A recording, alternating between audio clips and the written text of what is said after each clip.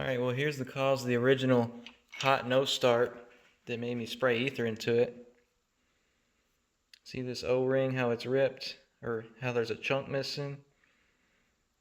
That caused it to leak down high pressure oil when the oil was warm. Because I could cold start it just fine, but then once you ran it for a while, got it hot, say you stopped, go through a drive-through or just to run in the store, come back out and the oil's still hot, come to start up, it's so thin, it cannot build pressure past that O-ring.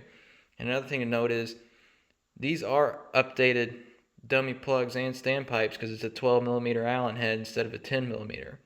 If it still had the factory standpipes and dummy plugs in it, it'd be a 10 millimeter Allen head. So something to keep in mind. That's the main reason for an 05 to 07 6 liter to not start when it's hot.